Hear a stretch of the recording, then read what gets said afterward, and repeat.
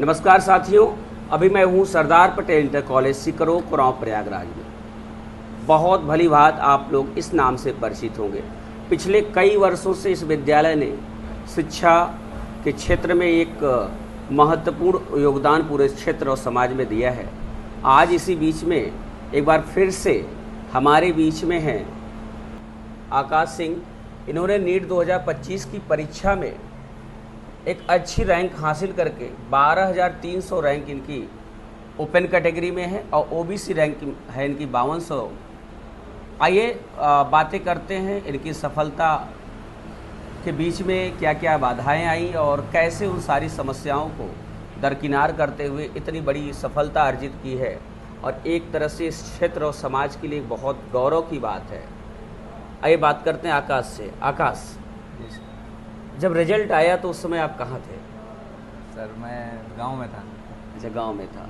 तो आपने अपने से रिजल्ट देखा या आपको किसी ने बताया इसके बारे में? नहीं, मैं पापा भी देख रहे थे, मैं भी देख रहा था। अच्छा। लगे थे तो खुद पहले से देख- ये था कि रिजल्ट। हाँ। तो कितना कितनी उम्मीद थी कि रिजल्ट इस तरह से कुछ आने वाला है? उम्मीद तो थी सर, बस कट ऑफ थोड़ा सा का था सर कि अच्छा। होगा कि नहीं होगा। अच्छा। नंबर तो अप्रॉक्स पता चला था कि इतना ही आएगा। मैं एक बार आप लोगों को बता दूं कि आकाश को मैं काफ़ी दिनों से बचपन से जानता हूँ। ये बहुत छोटे थे, जहाँ मैं कोचिंग सेंटर चलाता था उसी के बगल में ही रहते थे, तो काफ़ी छोटे से इनको जानता हूँ। और जूनियर क्लासेस में और इंटरमीडिएट में इन्होंने इंग्लिश की क्लास हमसे ली थी।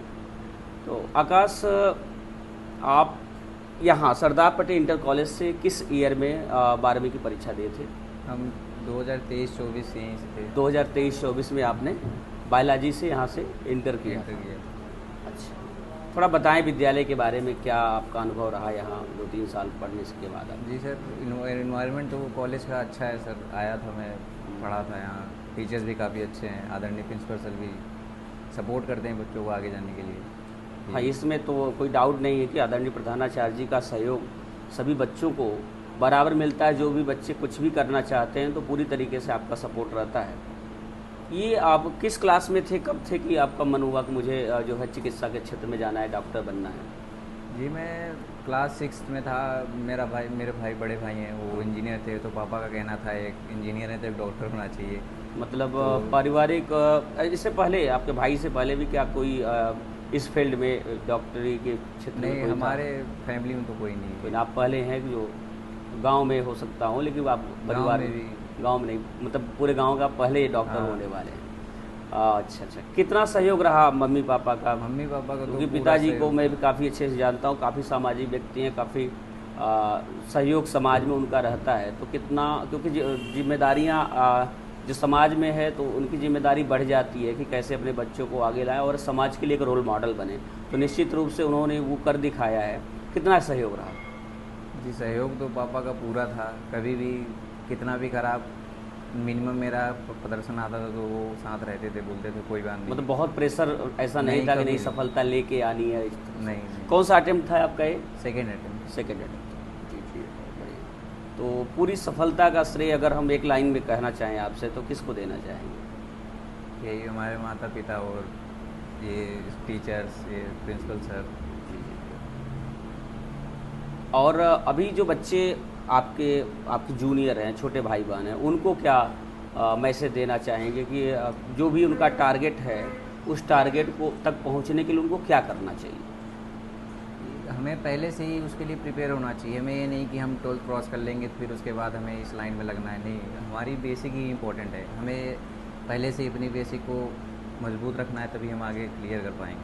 क्योंकि आगे यहीं से आता है, ये 9, 10, 11, 12 इधर से ही आता है।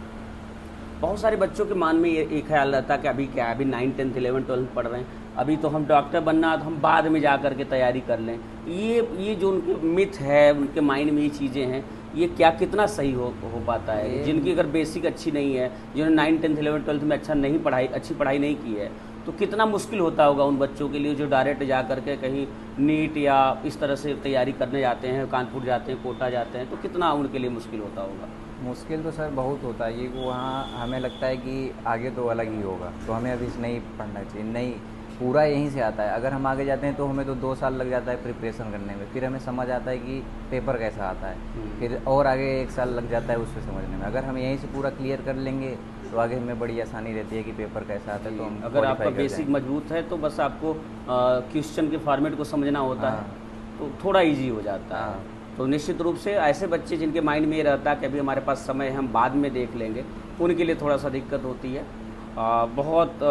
बहुत बधाई आपको एक बार फिर से, ढेर Thank सारी you, sir. शुभकामनाएं। मैं सर से चाहूँगा कि बच्चे का मुंह मिठा कर दे।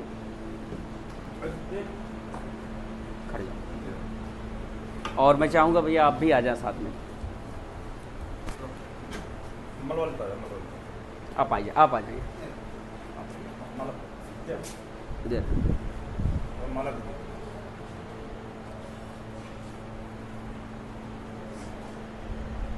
तो आप हैं आकाश सिंह के पिताजी श्री तेज बहादुर सिंह, जिनको पूरा क्षेत्र पंडा के नाम से जानता है और काफ़ी सामाजिक और प्रतिष्ठित व्यक्ति हैं। एक बड़ी सफलता और समाज के लिए बहुत बड़ा मैसेज है कि अगर हम चाह लें और बच्चों पर इन्वेस्ट करें तो निश्चित रूप से हमको वो चीज़ें रिटर्न में मिलेंगी।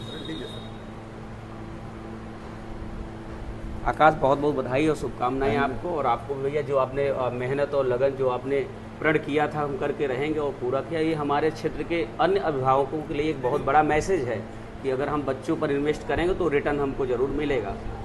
बहुत बहुत धन्यवाद, ढेर सारी शुभकामनाएं। इसी तरीके से आप आगे बढ़ते रहें और समाज के लिए, समाज और क्षेत्र के लिए एक अच्छा काम करें।